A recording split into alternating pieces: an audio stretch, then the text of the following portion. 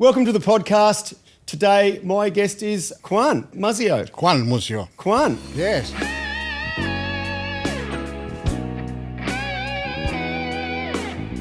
Where's that originate from? South America. Well, it's a Spanish name, Juan, which means John in English. So you say it with a J. So it's like Juan. Juan. Yeah. So it's like blowing a bit of air in front of it. Yeah. Not Juan, but Juan. Juan. Not one. Juan. Juan. All right, I'll try and remember that. Get it right. Yeah. Well, it's important. Yeah, it's important to get these your things name right. Yeah, that's right. I've been called different names. Where did music start out for you? I started growing up with my dad back in the days in the 70s. Listened to his records on vinyl, and then because my dad's a drummer, and just listening to records and watching him play around in Sydney back in the 70s, and just. So you grew up in Sydney? I grew up in Sydney. Well, I was born in Sydney in Australia, but I grew up in Auckland, in New Zealand. How much time did you spend in Auckland? I spent practically all my youth and my teenagers and into my mid-20s, late 20s, early 30s. So I arrived into Australia in 25 years ago. When did you get into playing percussion? Playing percussion. Well, I got into playing percussion while I was listening to Carlos Santana's albums. And then... Which album was that? All of his classics. Back from Black Magic Woman. Inner Secrets. That was my favourite. Inner Secrets, yeah. That was my favourite album. No, I'll go way back. Go back even further. Way back. Yeah. Santana 2, the second album, the third album, and then I stopped listening to it. But my uncle is a percussionist in Sydney, and he taught me the basics, and I got involved playing congas. Just starting off when I was young, when I was about maybe 12. Got taught how to play, and I just fell in love with it. Just fell in love with the instrument and just carry on. I mean, apart from Santana, what other influences did you have? Who can you think of anybody else? Because I mean, the one thing about Santana, I guess, was I remember seeing a video clip of him playing live. He had 3 percussionists. Yes, that's right. Yeah, So he had percussions. Yeah. It was all about the rhythm and the percussion. Yeah, rhythm and percussion. Was there anyone else that did that sort of thing? Well, they had his brother's band, Carlos' brother's band, which is Malo, and they were sort of like Santana, but more funky, jazzy, and that was a big influence. Also, a lot of Afro-Cuban music. Afro-Cuban players like Poncho Sanchez and bands like Iraquere, Los Bambans. I can carry on with all these different names, but you guys won't know. What bands were you playing? Obviously, you're playing in New Zealand. Yes. And what bands did you play with in New Zealand? I played, let's see. I started playing with my dad. We had a Latin band, jazz band. And then I started playing with a Latin band, rock band called Frontera. And then I started playing with Kentuta, which is another Latin band famous in New Zealand. And then I started playing, I get involved with the jazz players, playing with all these different the best jazz players in New Zealand, I reckon. They were the best. They were the best. From Kim Patterson to Murray McNabb to Joel Haynes and Nathan Haynes, Mike the Clave Lowe.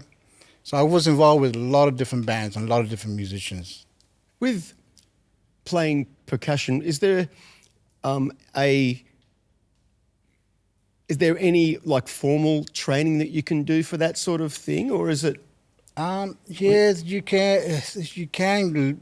Now we've got the internet. Back then, back in my time, back in the 80s, you didn't have internet. So we had to go to actually physically do a percussionist or a conga player and get taught physically how to do your movements. Because there are specific techniques. Yeah, there's techniques. Conga drum is very technical at the end of the day. That's why a lot of people don't want to learn it.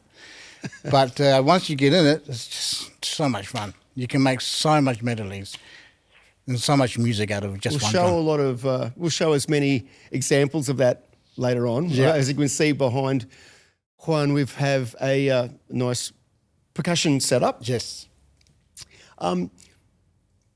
So you're playing with bands in New Zealand. What prompted the move to Australia? Well, I just finished a touring around New Zealand in 1999, and I decided to come here with my parents, who live here, because it was just the weather and something different. And prior to that, I was in Chile, and we decided to meet up here in 2000. So prior to that, you were in Chile? Yeah, prior to that, I was in Chile, living in there for about a year or so. Why? I mean, I guess the obvious question would be, why Chile? Because my parents were there, so I went there just to visit. Okay. And ended up staying there for about a year. So is that where you met Seba? Seba Yeah, Carvalho? yeah, Seba. Yeah, I met Seba in Chile. That's right. Okay. Yeah. I met So him. when Seba moved out here, I guess that was an instant connection? Yeah, it was an instant connection. Yeah, that's right. Yeah. I did a podcast with Seba Carvalho. Yes. And he's just finished doing an album, and he's out there at the moment pushing the single screens. Yes. And hopefully it's going really well for him. I haven't checked just recently. Yeah. You're in Chile. Yeah. Did you play in Chile? I did actually. I would imagine there'd be a big call for percussion in Chile. Well, there's a lot of percussionists in Chile. So when I arrived there, I had a radio interview for a jazz station, and then we had a jazz festival, and in the little village called Tongoy, and during the summertime, and we had Kenny Kirkland, the Sting's piano player, and the venue changed from a big tent to a small venue, which my dad was running at the time. And we had Kenny Kirkland come in, and we had a band set up, the house band, and Kenny was sitting in the audience, and he started to jam with us. Wow. So I was like, oh, wow, jamming with Mr. Kenny Kirkland, yes. And then unfortunately he passed away a couple of months after that. They found his body on the riverside in New York, and that was it. Wow. I know, sad. Jeez. But unfortunately, I play with the best.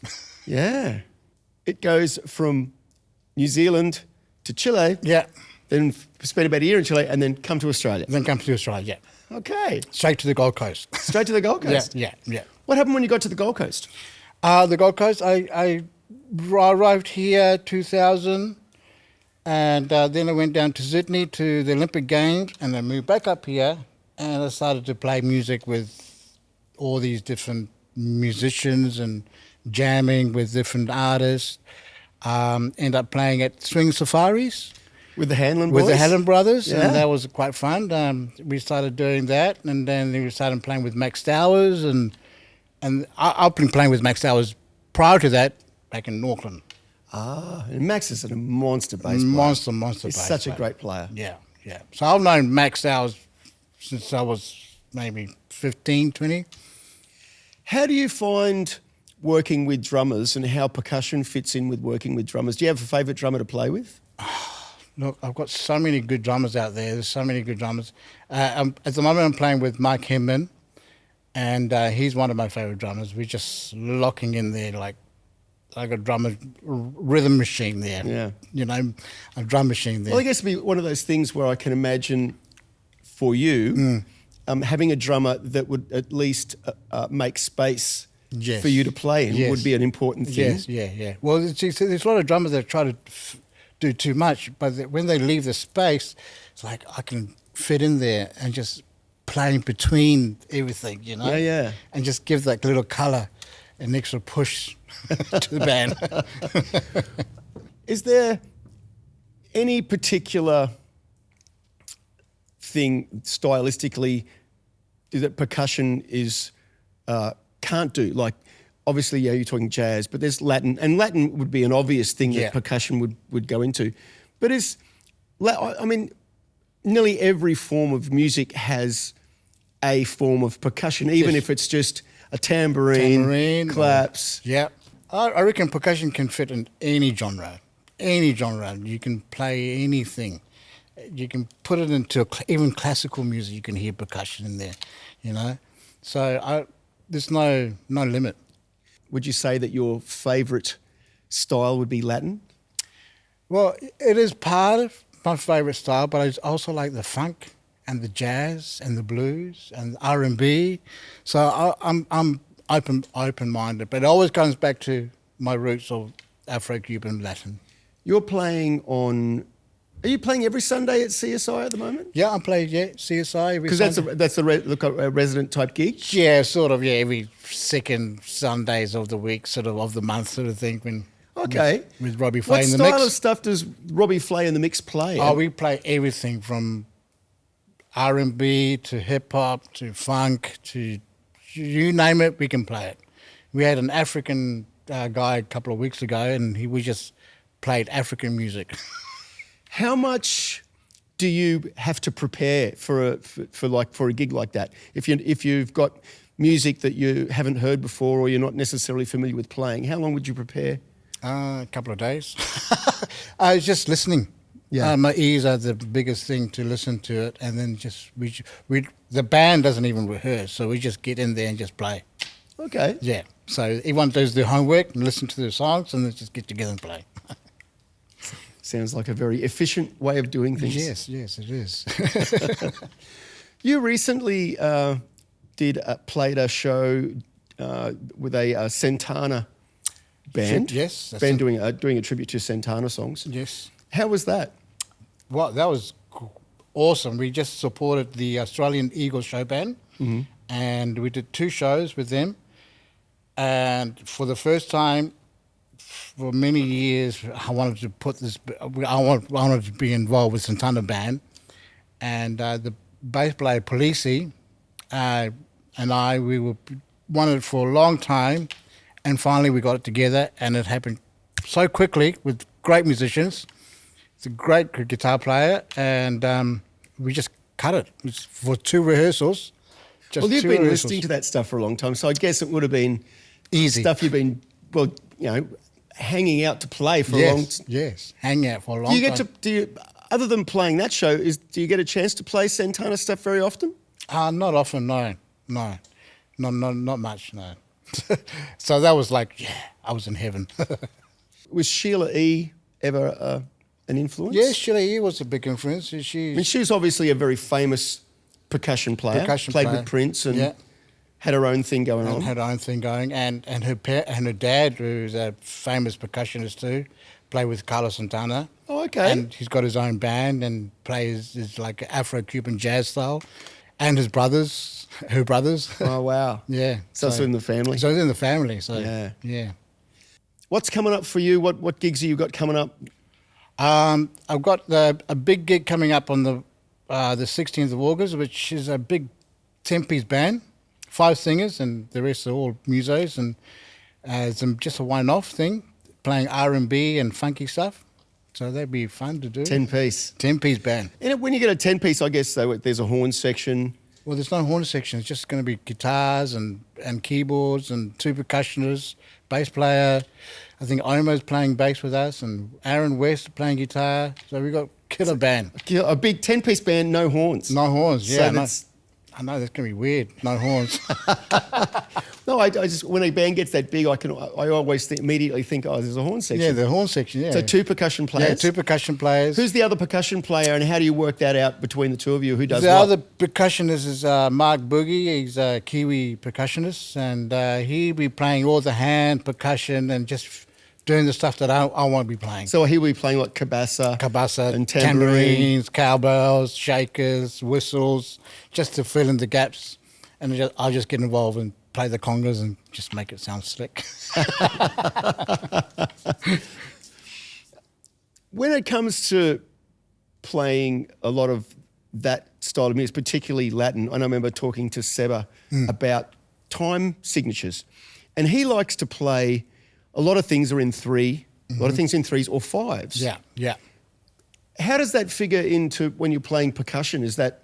Well, percussion is mainly is based around the clave concept, which is a 2-bar phrase of it's a 3-2, 3 or 2, or can be the other way around. And it's just the clave is the basic of all rhythm sections for a conga player or a Latin percussion player. Yep. So we feed off that, of the 2-bar phrasing sort of thing, which is still in 3/4 and 4/4. Yeah, so it means basically just combinations that makes up any time signature Exactly. you want. Yeah, exactly. Yeah. Wow. Yeah. Along the way, I can imagine there would have been many highlights of the things that you've done. Mm-hmm. What would be one of those highlights?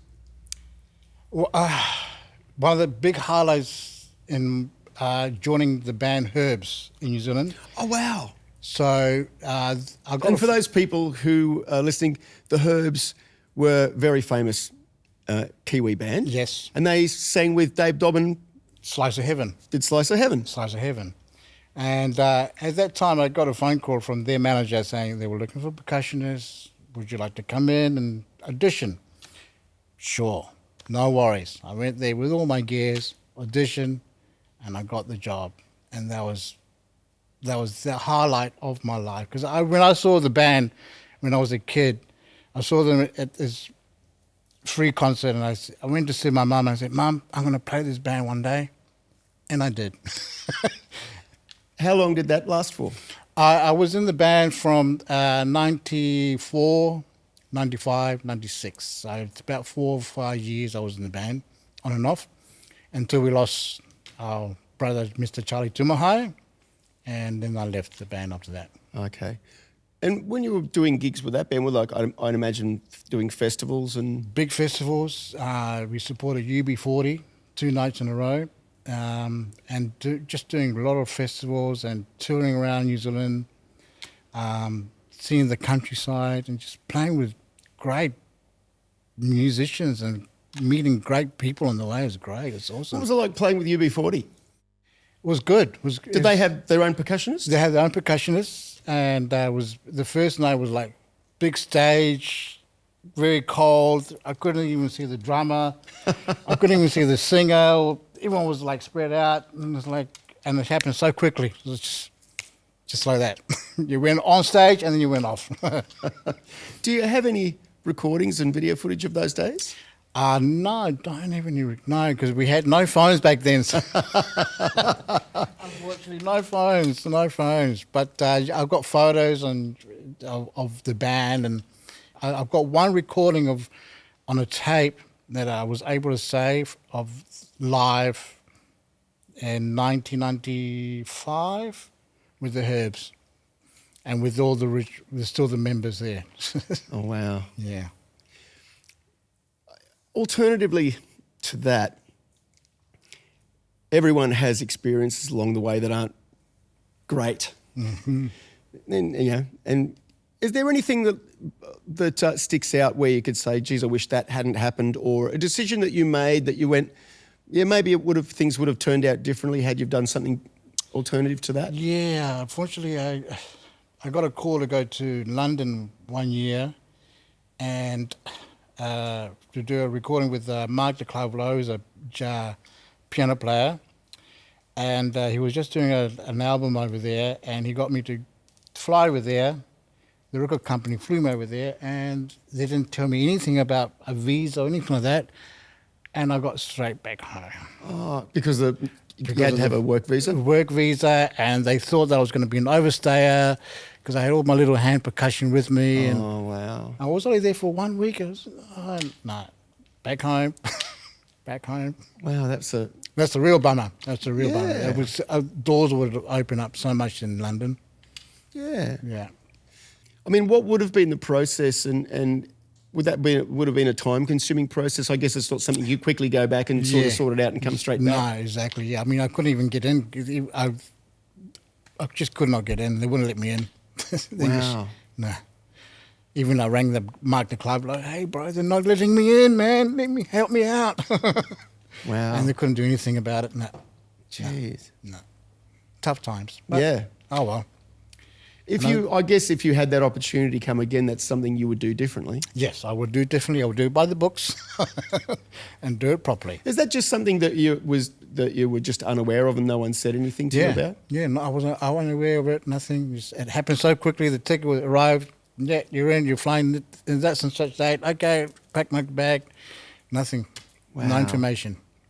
You haven't done any other recording I've done stuff? I've done heaps of recordings. Really? Yeah, I've done heaps of recordings. What sort of recordings have you? I just did a couple of during lockdown. I did recording for a brother Evans in New Zealand who's a singer, and we did a whole album while we were locked down in COVID. Well, I shouldn't ask, I should know that you've actually done some recording because you did some recording in here with Danny Fife. Yeah, Danny Fife. You Yeah, shot some video footage for Yes. some promo stuff for Danny, and that was just at the end of COVID, wasn't it? That was Pre-COVID. pre-COVID. Yeah. Oh, wow. Because that's right, because he was going to go out and do the full show, do the full touring show. Exactly, yeah. And then And that all got shut down. and it got all shut It down. got shut down because of COVID. Yeah, and I've done recordings for another guy called John Lewis, I think his name is, and I did a recording called, it's on YouTube, Spotify at the moment.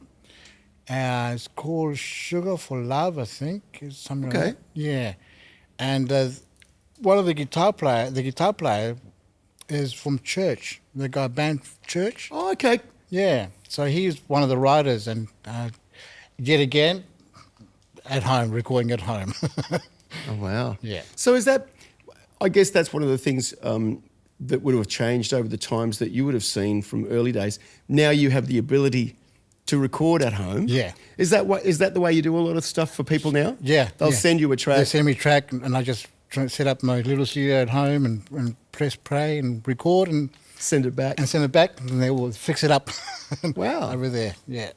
I've just actually celebrated 25 years anniversary of an album that I recorded 25 years ago, and I'm with Mike Takaiv called 6 Degrees, and he's celebrating 25 years, and I was part of that album playing percussion on it.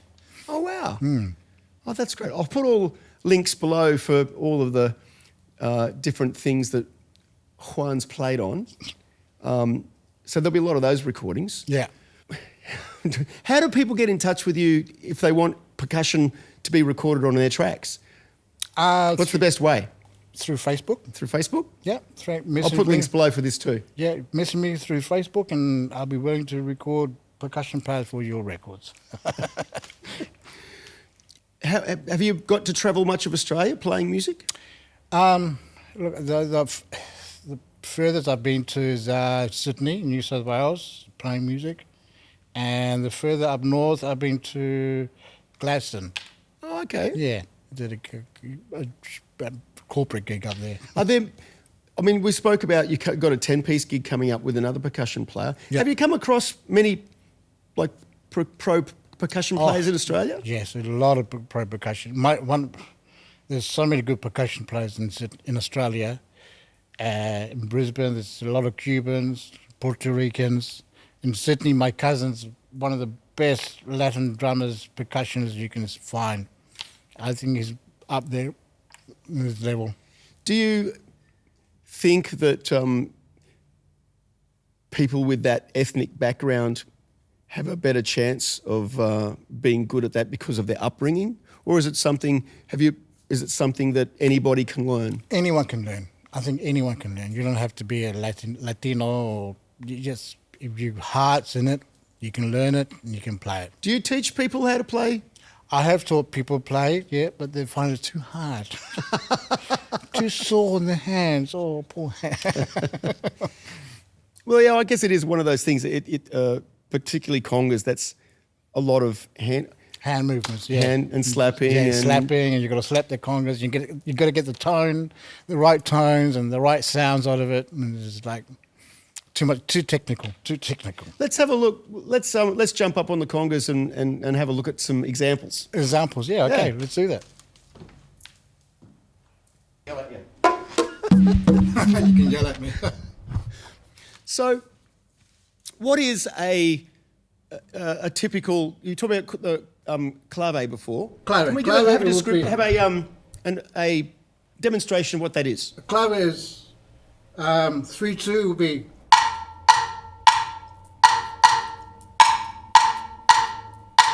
Or you can reverse that and play 2-3.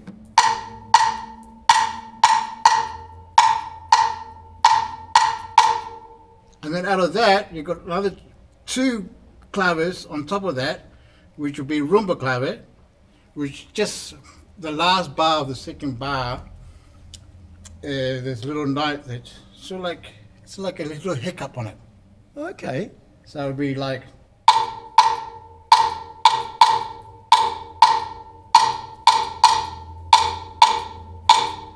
And that's called rumba clave.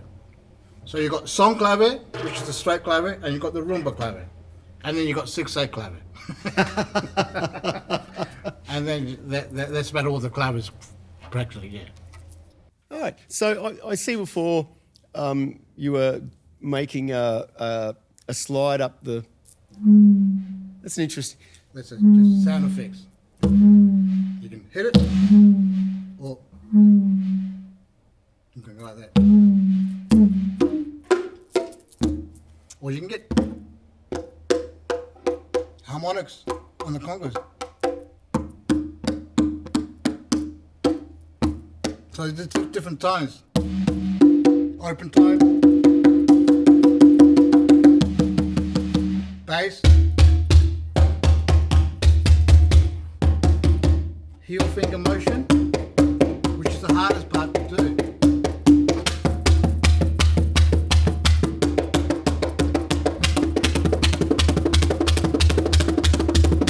And then you've got the slap.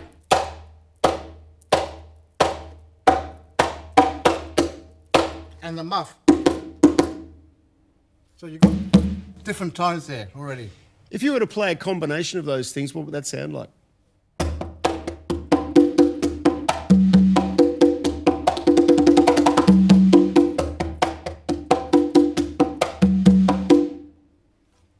Sounds amazing. Got to put that in there.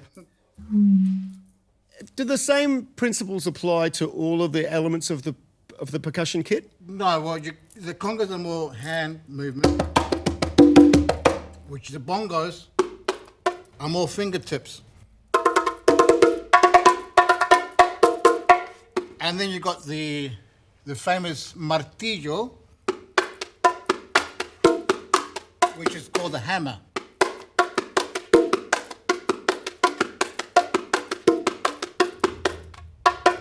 So, congas, hand, fingers. Oh, okay. Yeah. And different, obviously, different size drum. What's the main difference between a conga and a bongo, apart from the size? The bongos are together, the small ones, and you got them a female and a male. Oh, okay. Right? And congas are bigger barrels, but they're actually called tumbadoras. Tumbadoras, and the real name are tumbadoras because they're more tumbao. So the bongos are more smaller and they interact with the singer more when you're playing in a band situation. Yeah. They're feeding off the singer and whatever the singer's, it's like a answering call situation thing. Okay. Yeah. How do you decide what part of the kit you're going to play in? Like, obviously, there's timbales as well. Yeah. And they would be, to some degree, a louder element. Yes. Is that where you decide that because the song's got more energy and... Depends on what song I'm playing and what kind of groove. I would play timbales. I guess that was the thing. Sheila E. was very famous for playing timbales. Yeah, that's right. Yeah. But because she's actually right-hand drummer. Yeah. But she plays left hand. Congas. Okay. Yeah. Does that mean that the side, like the large, they're reversed? It'd be reversed. Yeah. Oh, okay. Yeah. Yeah. But yeah, I don't know how she does it. My son does it. My son plays like that. He's a right-hand drummer, but he plays left-hand congas.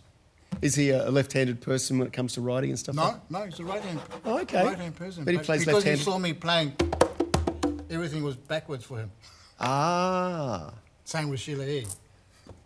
Can you give us an example of what the timbales sound like? Timbales, oh, you got. There's different sounds. You got cascara. And you got the bells.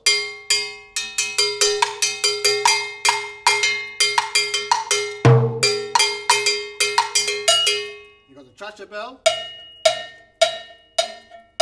And the mambo bell. And the wood block. For clave. And those things typically go together? Yeah, they can go together, they can play.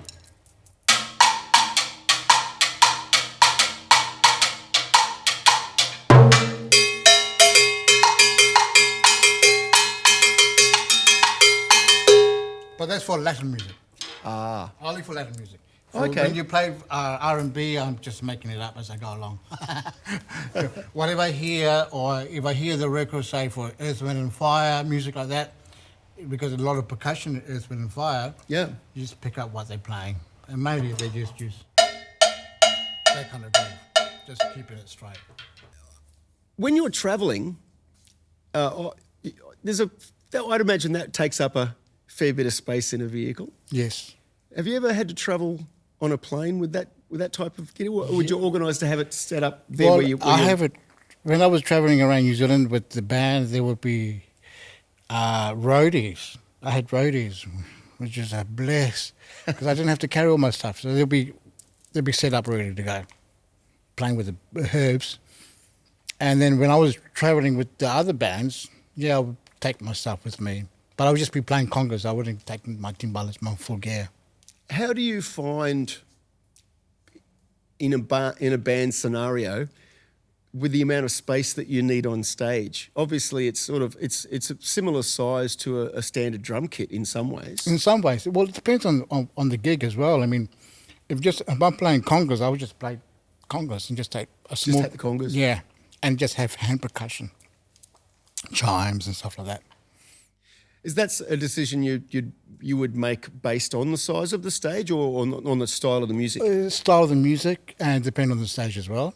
Because if it's a small stage, I want to be taking everything set up. Yeah. And sometimes I'll be sitting down as well. Oh, okay. Yeah.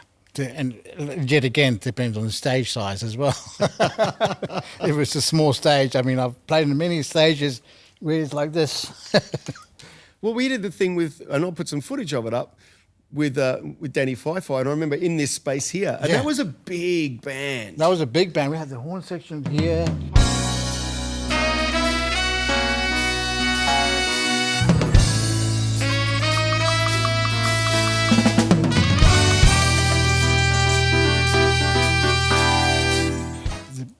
And all the keyboards over there. Polisi was back here, and I was just sitting down in the corner. You were just tucked away in a corner. Tucked away in the little corner there, and that was me. That was my little setup.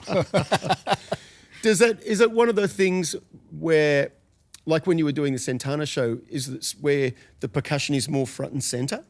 Or is that still one of the... I was in the back sort of thing, so yeah. Yeah, the first show was really small and we were very tight. I guess if you're sharing the stage with another band, it makes it hard too. Yeah, it's hard. Very quick changeover. Like we only did like one 50-minute set. So like 50 minutes, it just goes quickly, doesn't it? It does. And I guess it's that thing too where you've got to be conscious of setting those... it. I mean, I watched you set your gear up here. It comes together pretty quick. Yeah. It comes quickly, but then it can be a hassle to move things around. Once I'm there, when I'm set up, that's it. I can't move. Yeah, because it's a very physical thing of knowing where all the parts go. Yeah. Was it one of those things where you'd go, you would recommend that people actually do learn percussion? Well, yeah. I mean, if percussion is pretty big, and if you love the percussion and love the sound of the congas, it is a great rhythmical element to music. I would imagine it's actually for anybody who wanted to learn how to do it, it's actually would be very good for their learning a great sense of rhythm. Yes, greater sense of rhythm and independence of hand independence, and spreading your brains up as well. Because sometimes I'm try to do 3 different rhythms at the same time. So I'm playing a cowbell here, playing congas and bongos at the same time, and then I'm trying to play the tambourine at the same time. So I'm trying to get the whole thing covered. When you were learning, how did you go finding a place to set up and make noise? And was that an easy thing to do, or was that quite a difficult thing to do? Oh, that was quite easy because I was quite lucky that I had people that I was able to set up my congas and able to play and practice, and my parents put up with my noise. But it was quite easy, yeah. Are percussion instruments particularly expensive, or? Yeah, they're very expensive. I mean, you're looking at one conga drum that can cost you about anything between $900 up to $1,500 if you're looking for the top quality congas. Do you have to change the skins very often? Not very often, maybe every 10 years. You've got to look after them. So they last quite a long time. Yeah, they last long. Yeah. It depends on what skins you're looking for too. I mean, I've got those skins up there. They're actually donkey skins. Oh. Yeah. Donkey skins? Mule skins, yeah, from Africa. Right. So, yeah. My cousins brings them in from Sydney, and he does actually restoration drums at the moment. And he's got his own company down there. Yep. And he gets old conga drums and makes them more nice and... Refurbishes them? Yes, make them more nice and even does all the hardware. Wow. Yeah. Okay. What's in the future for you? What would you say the 5 to 10 year outlook is? More recording, more gigging, more gigs, more recordings, and just travel with the music and see my boy growing up and be a good drummer in the future, hopefully.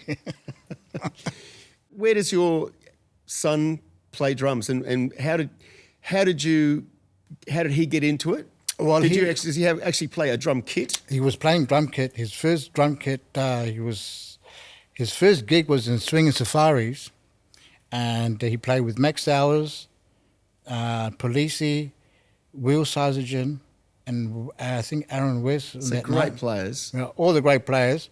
And he was like maybe 4 years old. Oh, wow. And he bought his little blue kit, and we were just jamming up there. So you had a kit. You had a kit for him to learn on. Yeah. We bought him a drum kit because since he was a little baby, he loved playing music. Since he was a kid, so he's had it. It's in the blood. In his blood, and he's been playing since he was that young. Yeah. So how old is he now? He's 21 now. And how well does he play? He can play. He's been playing with us at Robbie Faye's band and just sitting in down then. And he helped me in the percussion section. So he's getting there. So he's been doing it since he was I can imagine his skill level would be quite high. Yeah, well, he practiced a lot. He can read a lot. When he was at school, he was actually band captain. Oh, wow. In Labrador State School. And he actually was one of the first drummers to be the band captain. And so he obviously reads. He can read music, yeah. Did he do any study at like a university type sort of level or anything like that? No, he hasn't done that yet. No, but he would like to do that one year, or hopefully once, and then he likes making beats and producing his own music. I guess that's the biggest thing these days with AI and computers and their availability. I mean, I know even myself when I'm doing stuff in the studio, I oftentimes will have somebody go, can we add some percussion? And generally you'll go try and find a percussion loop to plonk in the music somewhere to make it go, that fits in there. Yeah. Have you experimented with any of that sort of stuff yourself? Is that something that, I guess it's one of those things, if somebody wanted that from you, you just play it? Yeah, I just play it. I just play it. No, I never experienced that AI, new technology looping thing.